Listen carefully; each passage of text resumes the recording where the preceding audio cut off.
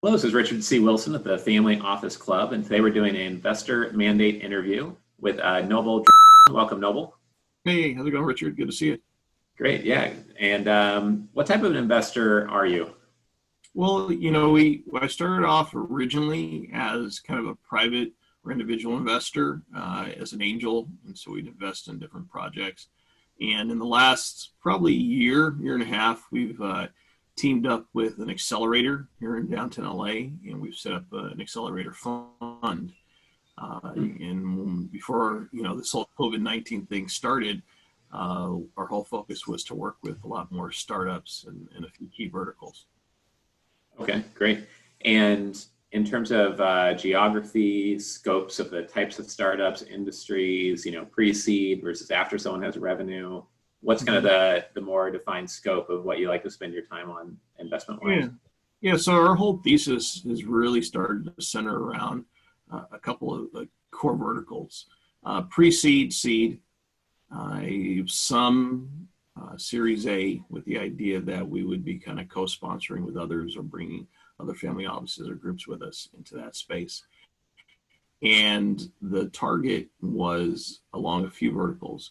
Number one was cannabis. Number two was entertainment. And then number three, our whole focus was in recyclables or green, thinking old tires or taking advantage of any of the, as people probably know, China's not taking any more of our old recyclables. And so there's an opportunity there to just really tap into the old carburetors, finding cadmium and rhodium and all that stuff in those.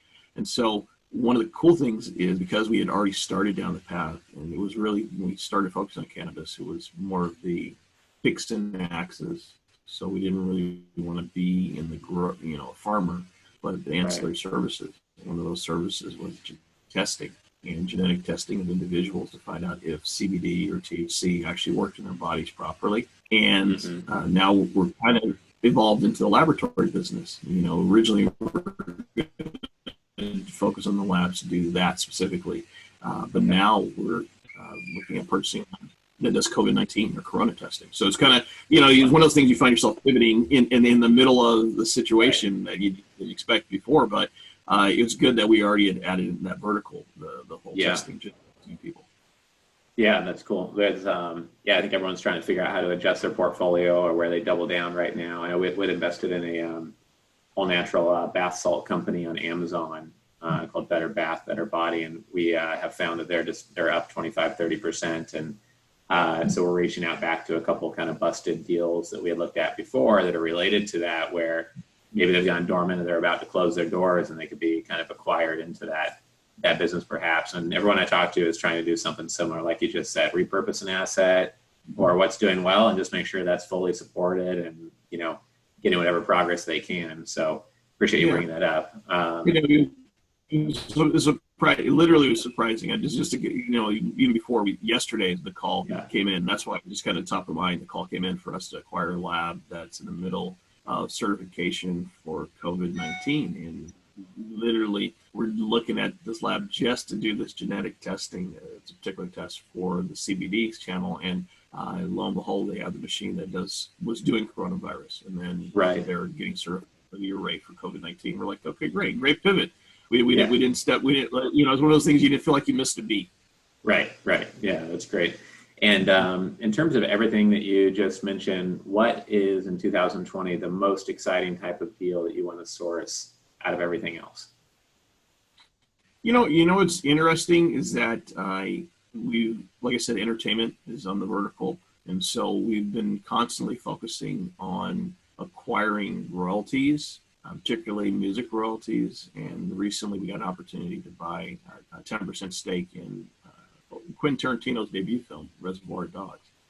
And we're really looking at entertainment along the spectrum between extended reality, virtual reality, but more importantly, all these films that are being streamed to go out and do just an aggressive acquisition and just collecting royalty rights. And it's one of those situations where I'm a member of ASCAP and BMI. I've been acquiring music royalties for 2 decades now. And ASCAP sent out a letter stating that they expect the royalties to change a bit because of what's happening with COVID-19 and how they're going to manage it. But the Yeah. reality is streaming is bigger than ever. So you have all these artists who are kind of stuck in how they're getting paid and how they're getting funds. And so we really step into that space to aggressively help them get money in their pockets to kind of be in this space and survive through it. But at the same time, building up our portfolio. So we're really pushing more and more towards royalty licenses and owning. Yeah, no, that's great. We did an interview with someone on a podcast, a family office podcast recently, on oil and gas royalties, which is a different thing. Mm-hmm. When I did an investment structures webinar last week, we talked about royalties for investing into operating companies, which is different than music royalties. But we have had one family office speak on stage at our events about music royalties before.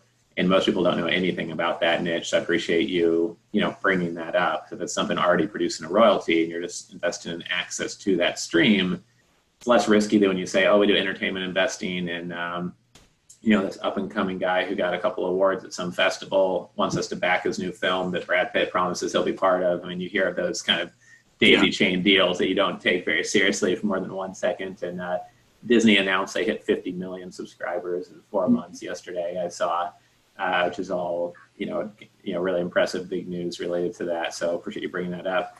What, based on everything you've learned the last, decade or 2 decades of investing, what's the number one piece of advice you could share with investors listening that would save them $100,000 in wasted time or fees to service providers or just busted deals that you wish you would have known, when you got started?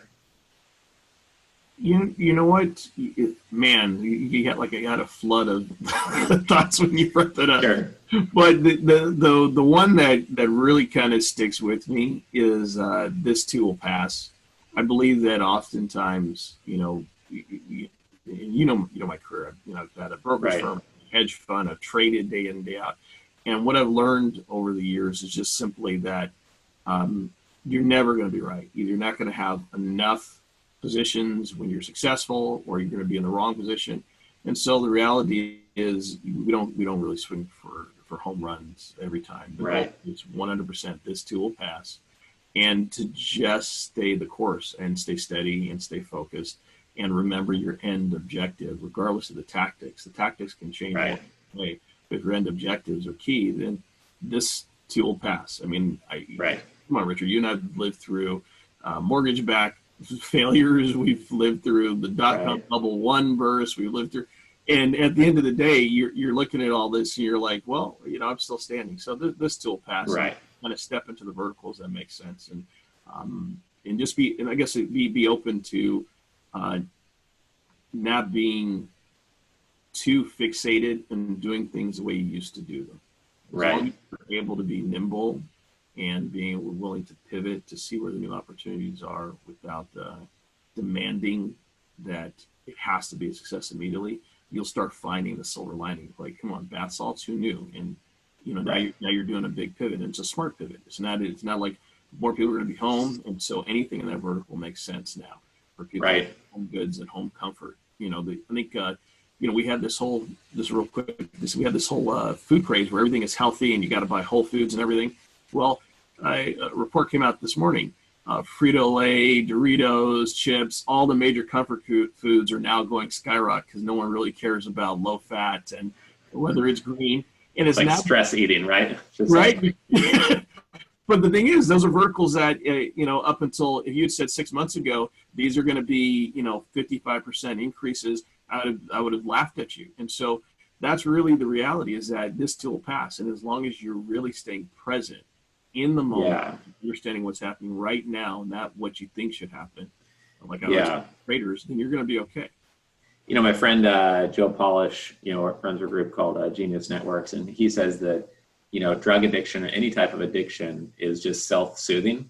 And so if you have to self-soothe with some potato chips, it could be worse, right? I mean, there could be worse addictions on planet Earth. So I hope most of America is only self-soothing with potato chips, because I know it's a rough time for a lot of people out there. It is. It's a unique time. I tell my kids, I've got 5 kids, so I tell them all the time. So we're living history right now. There will be tons and volumes of history books written about this particular period and moment. And so the beauty of that is that there will be another moment that'll be better than what it is right now. Right. Yeah, that's almost certain. Yeah, for sure. So what's the best way to get in touch with you, Noble, and reach out to you? And is it LinkedIn, email, phone? What do you I would say LinkedIn is always, I've got like 17 or 18,000 direct connections on LinkedIn. Cool. I've been on there for a long time. And I always just say, reach out to me on LinkedIn. And Okay. Now more than ever, we're monitoring and we're doing stuff on LinkedIn. So yeah, just Okay. LinkedIn is easiest. Great. And you don't have a last name that 10 million other people have in America alone. So I'll just spell it for people here that are listening on audio. It's just Noble. If you're going to look them up on LinkedIn, just so help people find you there. But appreciate you doing the interview here today and being part of the Investor Club community, and happy to keep you in touch. Maybe have you on a virtual discussion panel that we do with some of our investors sometime coming up over the next couple months. Hey, I'd love to do it. And it's always good to see you. Great. Thanks. Take care, Noble. Bye now.